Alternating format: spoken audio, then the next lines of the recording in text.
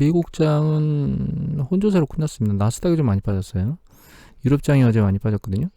아시아장은 좋았고, 글로벌 시장이 그 주식시장이 큰 조정 없이 지금 계속 올라오고 있는데 그 불안정성을 그대로 야기하는 것 같아요.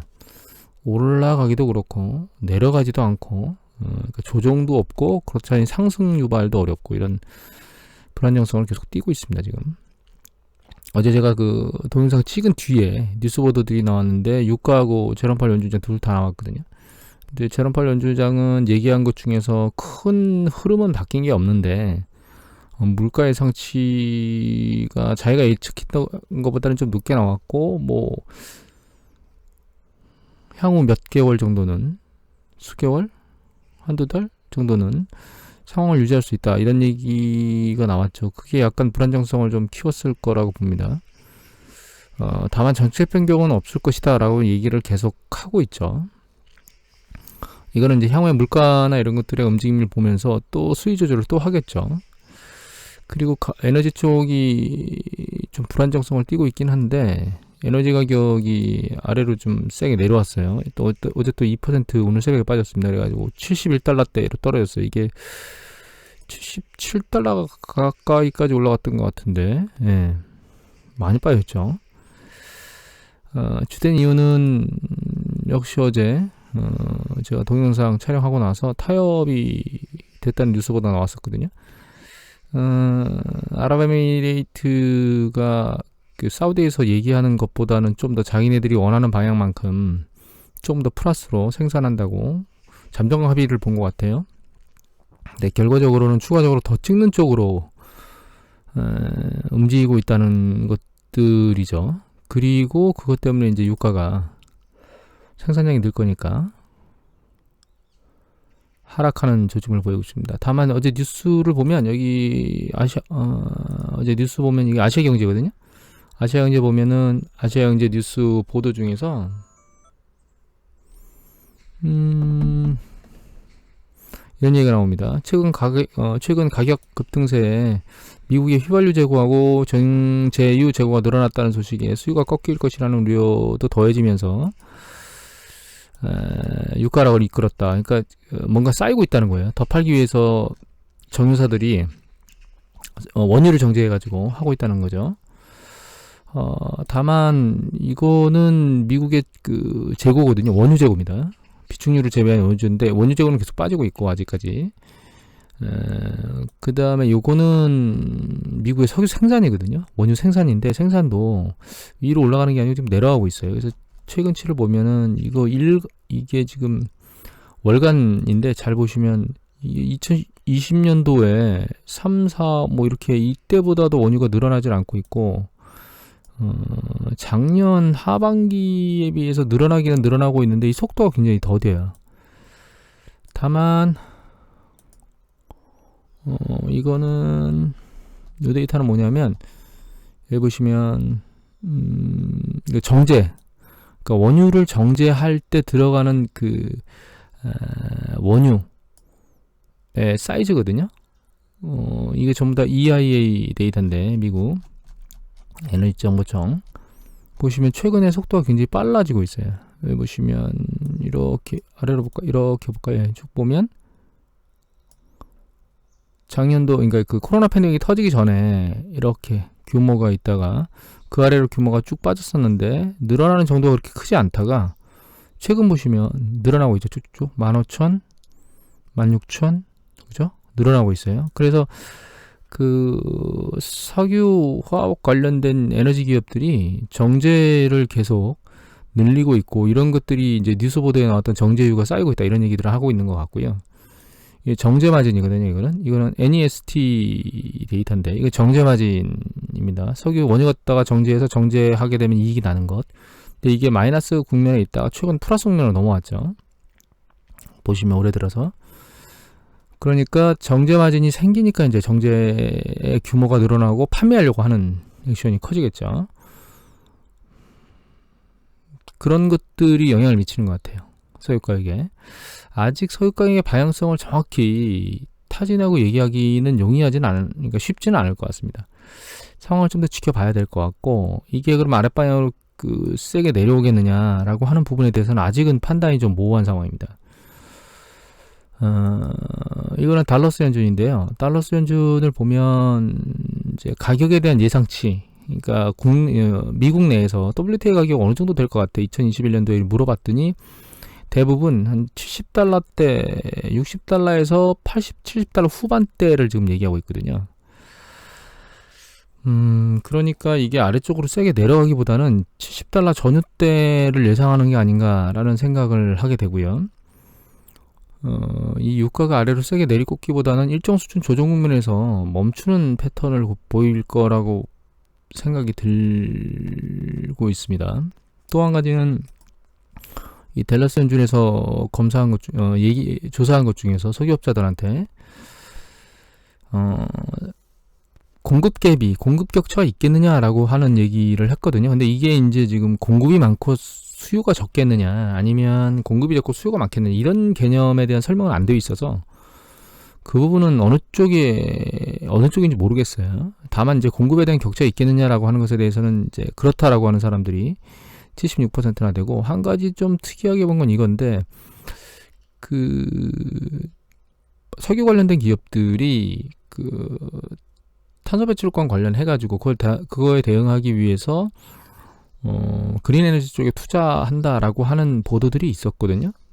그 보도가 있었고, 또 하나는 이 기업들, 그러니까 석유 기업들에서 이탈하지 않도록 주주들이 이익에 대해서 배당을 늘린다, 뭐 이런 보도 두 가지 양측이 있었어요. 그런데 그린 에너지 쪽에 투자하느냐라고 하는 물음에 대해서는 기사의 내용하고는 좀 다른 게 나왔는데, 여기 보면 이미 투자하고 있다가 한 7%, 그러니까 풍력이나 태양광 쪽에 투자하고 있느냐 물어봤더니 이미 하고 있다는 게 한 7%밖에 안 되고, 할 계획이다는 9%예요. 2025년까지. 그리고 아무것도 안 하고 있는 게 83%거든요.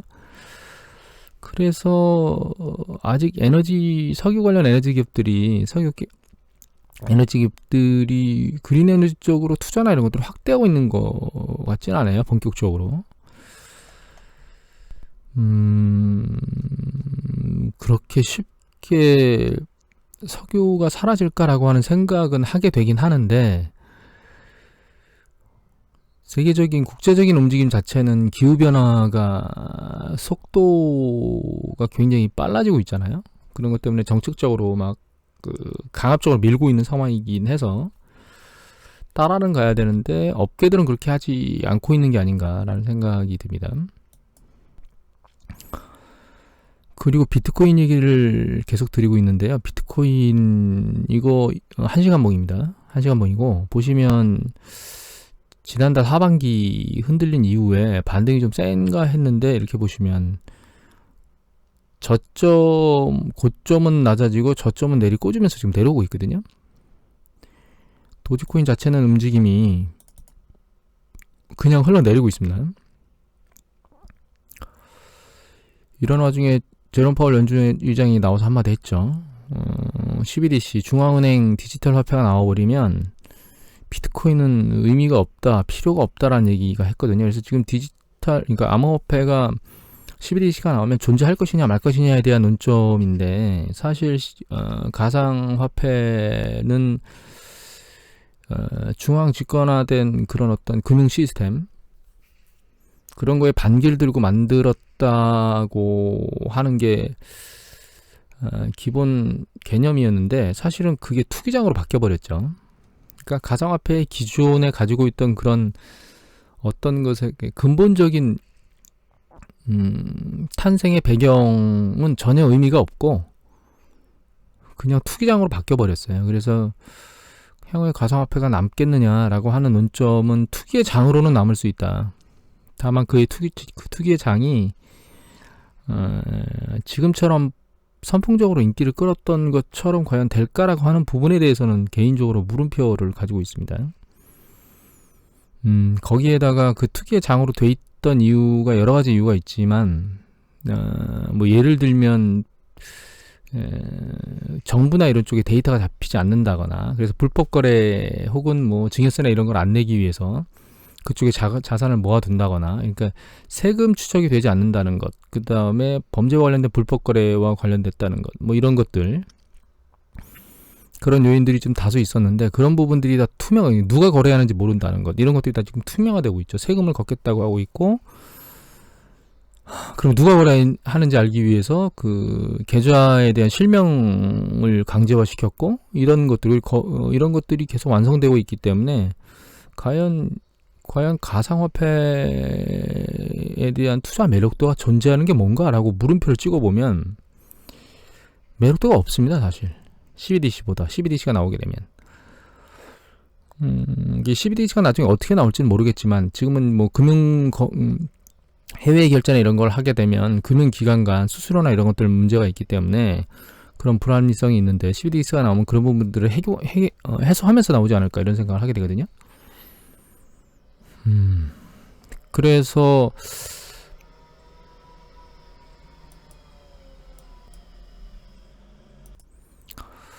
조용한 아침에 저희가 바로 그 북한산 밑이거든요, 집이.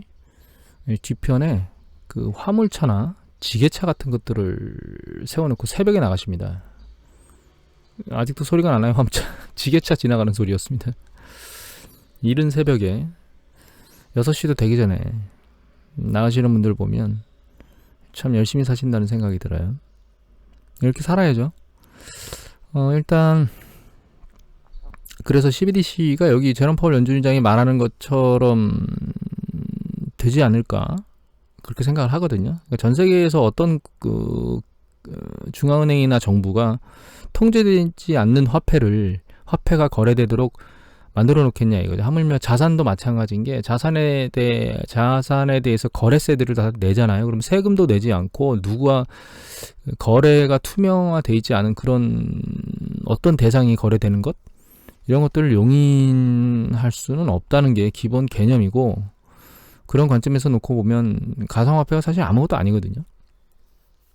근데 그 아무것도 아닌 허상에 무엇인가를 붙여서 암호화한다는 기술 이외에는 아무것도 아니거든요, 사실. 그런 것들을 통해서 뭔가 거래가 되고, 거기서 이제 가격이 급등하면서 이익을 내는 그런 아주 특이한 현상이 계속됐었는데, 그 부분이 이제 사라지면 과연 어떻게 될까라는 생각은 하게 됩니다. 얘기가 길어졌는데, 다음으로 이거 해주라에 있는 김현석 씨의 월스트리트 나옵니다. 7월 15일자고요. 여기 보면 이제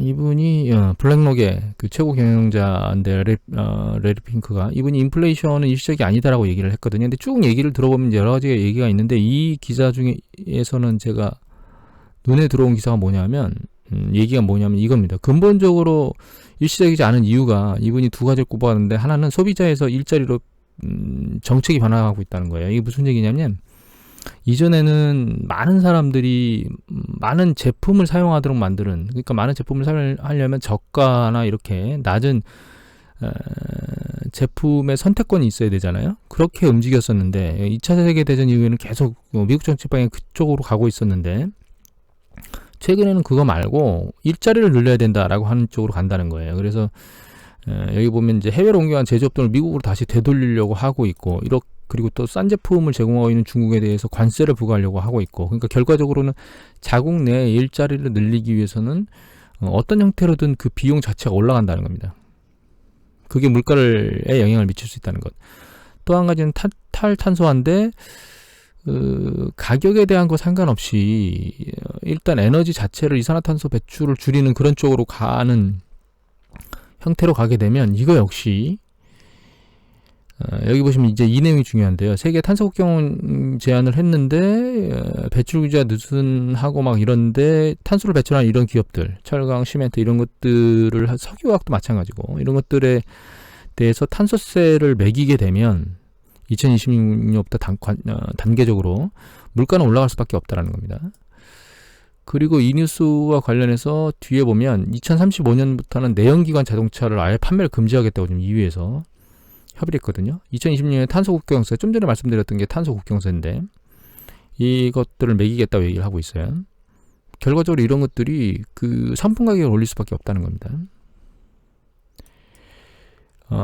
그리고 또 한 가지는 이제 미중 무역 분쟁. 이것은 얘기 안 한, 이분께서는 얘기 안 하신 한 가지 요소가 더 있는 게 이제 미중 무역 분쟁이거든요. 그래서 여기 보면 뭐 신전선 제품이나 이런 것들에 대한 수입 금지나 이렇게 하게 되면 결과적으로 이거에 대한 대체를 찾아야 되는데 이거보다 딱 가격이 저렴한 대체를 찾기는 쉽지 않을 겁니다. 아마. 그럼 결과적으로는 가격이 올라가겠죠. 그러니까 중국을 억제하긴 하지만 그 정책적인 행동 때문에 인플레이션을 유발할 수 있도록 만드는 거죠. 중국도 어떤 형태로든 보복을 할 수 있습니다. 미국 쪽에. 근데 아마 그렇게 보복하게 되면 바보 같은 짓이라고 저는 생각을 하는데 일본하고 우리나라 짱 나는 거죠. 사다 쓰는 사람한테 보복을 한다는 거는 무식한 짓이니까.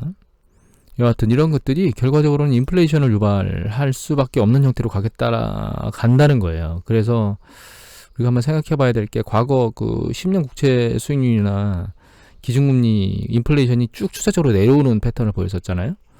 그런 패턴이 이제는 바닥을 찍은 게 아닌가라는 생각을 해야 될 것 같고 향후에 금리가 점진적으로 추세적으로는 올라가면서 뭐 70년대처럼 급격하게 올라가겠다. 그러니까 10년 동안 향후 10년 동안 그렇게 폭발적으로 올라갈 것이다. 이런 생각은 접으셔야 됩니다.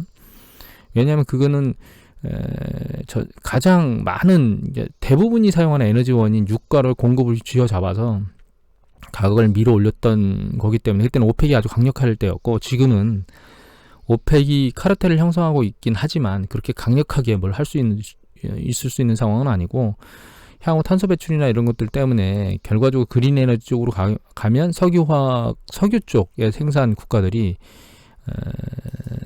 불안할 수밖에 없거든요. 그래서 이제 아랍에미레이트가 추가적으로 석유를 더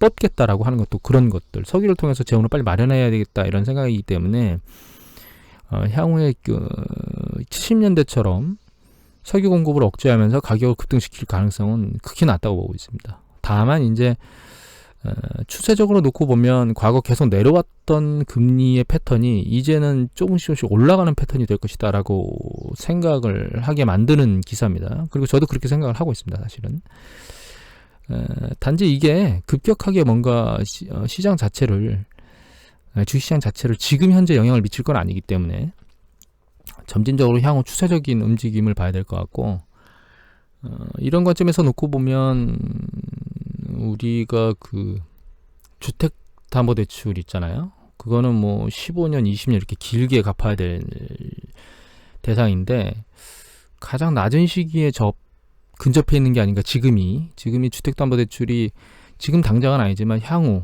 뭐 한 1, 2년 뭐 이런 정도 시기 지금부터 그러니까 가장 주택담보대출이 낮은 시기에 있을 때가 아닐 건가라고 하는 생각을 하게 됩니다. 상황을 봐서는 주택담보대출을 장기적으로 고정금리를 세팅하는 뭐 지금 당장은 아니더라도 점진적으로 보면서 고정금리를 세팅하는 그런 현명함이 좀 필요한 게 아닌가 이런 생각을 하면서 오늘 이것을 마치도록 하겠습니다.